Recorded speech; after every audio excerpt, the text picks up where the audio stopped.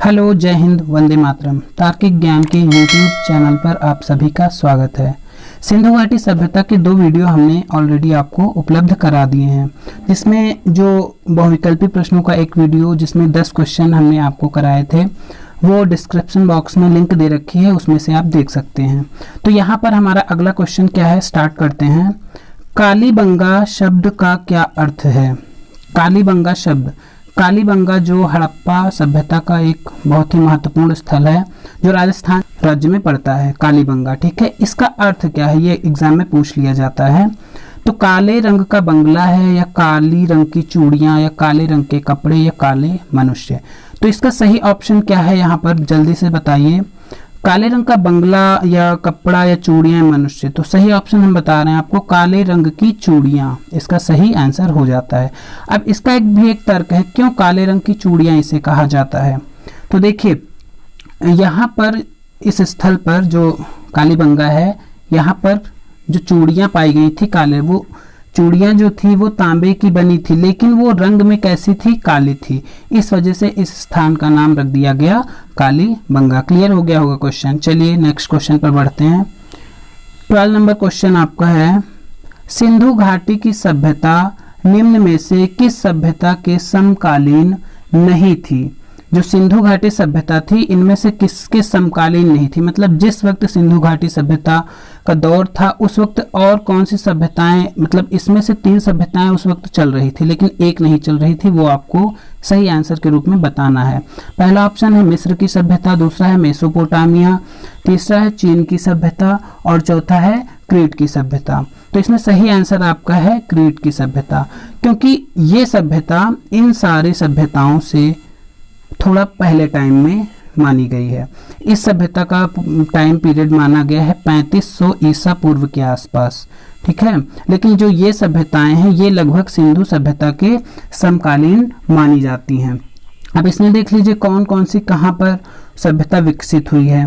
जैसे मेसोपोटामिया की सभ्यता जो है वो दलजा फरात नदी, जैसे सिंधु घाटी सभ्यता सिंधु नदी के किनारे, मेसोपोटामिया की सभ्यता मानी जाती है दलजा फरात। दलजा और फरात 2 अलग अलग नदियां हैं, तो उस रीजन में इसके स्थल हैं। ठीक है, और जो मिस्र की सभ्यता आप जानते ही होंगे, ये कहाँ पर, नील नदी पर के आसपास विकसित हुई थी। और जो चीन की सभ्यता है वो हुआंगहो नदी वहाँ की एक है, वहाँ पर फैली हुई थी। ठीक है, तो चलिए आगे बढ़ते हैं अगले प्रश्न की तरफ। 13 नंबर क्वेश्चन आपका है, सिंधु सभ्यता का एकमात्र ऐसा स्थल जिसका दुर्गीकरण नहीं किया गया था, रंगपुर, मोहनजोदड़ो, चन्हुदड़ो या हड़प्पा। दुर्गीकरण मतलब मान लो ये स्थल है या शहर है, दुर्गीकरण मतलब इसके चारों तरफ ईंटों की जो दीवार टाइप में बनाई जाती थी, इसको दुर्गीकरण बोला है, मतलब दुर्ग करना, दुर्गीकरण करना एक दुर्ग के रूप में।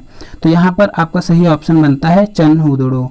बाकी सारे रंगपुर, मोहनजोदड़ो, हड़प्पा, इन सब में दुर्गीकरण के साक्ष्य मिले हैं, लेकिन चन्हुदड़ो ऐसा स्थल है यहाँ पर कोई दुर्गीकरण नहीं किया गया था। तो इस सिंधु घाटी सभ्यता का एक मात्र ऐसा स्थल, इसको आपको याद रखना है। चलिए अगले प्रश्न की तरफ बढ़ते हैं। 14 नंबर है हमारा, सिंधु सभ्यता में अंतिम संस्कार की प्रथा में कौन सी प्रथा प्रचलित नहीं थी?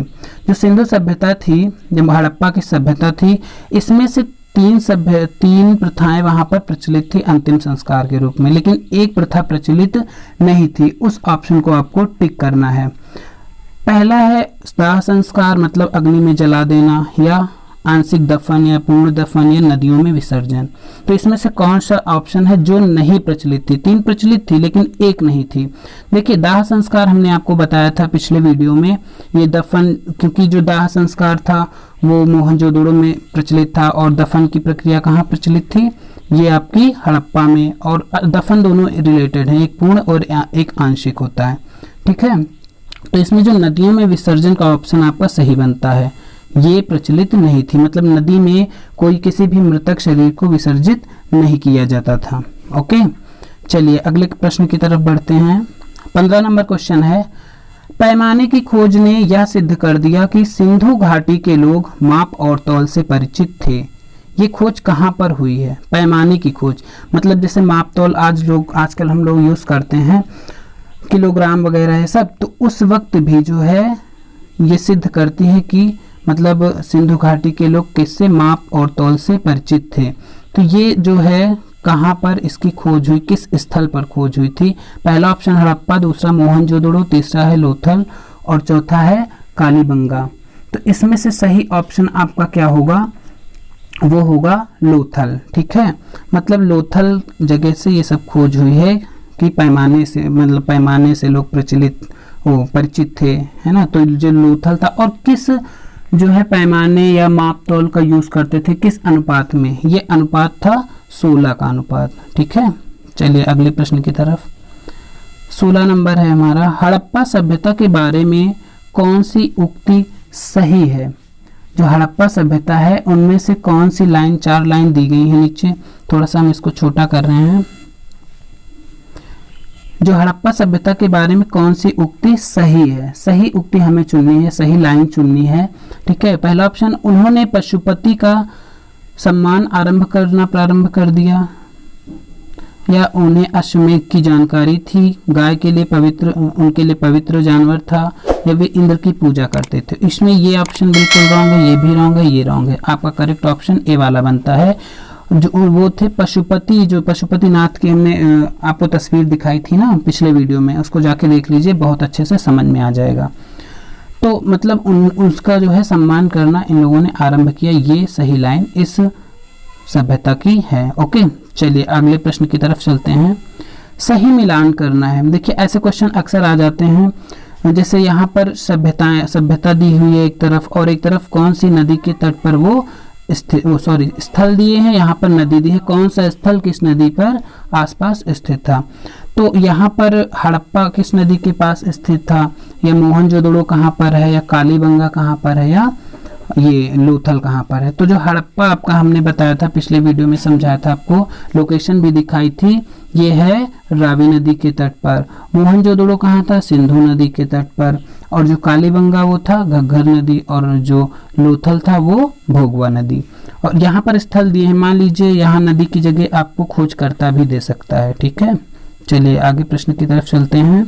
18 नंबर है हमारा, किस सिंधुकालीन स्थल के से एक ईंट पर बिल्ली का पीछा करते हुए कुत्ते के पंजों के निशान मिले हैं। मतलब वो कौन सा स्थल है जहां पर किसी ईंट पर बिल्ली का पीछा करते हुए कुत्ते के पंजों के निशान मिले हैं। तो इसमें ऑप्शन है कोटदीची, रोपड़, चन्हुदड़ो, कालीबंगा। इसमें सही ऑप्शन आपका है चन्हुदड़ो। यहाँ से ऐसी ईंटें मिली हैं, साक्ष्य मिले हैं जहां पर बिल्ली का पीछा करते हुए कुत्ते के पंजों के निशान मिले हैं उन ईंटों पर। ठीक है, चलिए अगले प्रश्न की तरफ। 19 नंबर है हमारा, मांडा किस नदी के किनारे स्थित है। मांडा आपको याद आ रहा होगा, सिंधु सभ्यता जो त्रिभुजाकार के रूप में हमने लगभग बताई थी। इसका एक पूर्वी स्थल था, एक पश्चिमी था, एक उत्तरी था और एक दक्षिणी था। दक्षिणी आपको याद आ रहा होगा महाराष्ट्र जिले में दाइमाबाद। उत्तरी भी एक स्थल था, और एक जो पश्चिमी था सुतकागेन था ना, और एक पूर्वी भी था जो आलमगीरपुर। तो इसमें जो आपको मांडा याद आ रहा होगा, ये आपका पूर्वी स्थल था जो जम्मू कश्मीर राज्य में स्थित है, मांडा। ठीक है, ये किस नदी के तट पर स्थित है, हमारा क्वेश्चन आपका ये बनता है। तो थोड़ा सा दिमाग लगाइए। अब यहाँ पर देखिए जम्मू कश्मीर की लगभग सारी नदियाँ जम्मू कश्मीर की हैं, क्योंकि जो सिंधु सभ्यता थी वो सिंधु नदी की सहायक या उनकी उस नदी के आसपास ही विकसित हुई थी। तो यहाँ पर करेक्ट ऑप्शन जो आपका बनता है वो बनता है चिनाब नदी। जो मांडा है वो चिनाब नदी के तट पर स्थित है। चलिए अगले प्रश्न की तरफ चलते हैं। 20 नंबर हमारा प्रश्न है, सिंधु सभ्यता का सबसे महत्वपूर्ण बंदरगाह कौन सा था। मोस्ट इंपॉर्टेंट क्वेश्चन है आपका। ठीक है, सिंधु सभ्यता का महत्वपूर्ण बंदरगाह जो था वो कौन सा था। बालाकोट था, लोथल था, रंगपुर था, या उपयुक्त सभी थे। तो यहाँ पर देखिए मुख्य स्थल की बात हो रही है, सबसे महत्वपूर्ण से पकड़ लीजिए। अगर मान लीजिए है भी सारे बंदरगाह तो सबसे महत्वपूर्ण एक ही माना जाएगा किसी भी चीज में है। तो ये ऑप्शन एकदम आपका करेक्ट है, ओ सॉरी रॉन्ग है। अब इसमें तीन में से कौन सा सही है वो आपको हमें बताना है। तो हमने आपको पिछले वीडियो में समझाया था, जो गुजरात की लोकेशन है हमारी उसके यहाँ पर लोथल स्थित है। ठीक है, लोथल वो सबसे महत्वपूर्ण पूर्ण बंदरगाह उस वक्त के टाइम में माना जाता है। तो आपका जो लोथल है वो करेक्ट ऑप्शन हो जाता है। चलिए इस वीडियो में इतना ही, आगे ऐसी वीडियो आपको हम प्रोवाइड कराते रहेंगे। अगर आपको पसंद आया हो ये वीडियो तो इसे शेयर और लाइक जरूर करें और हमारे चैनल को सब्सक्राइब करना ना भूलें।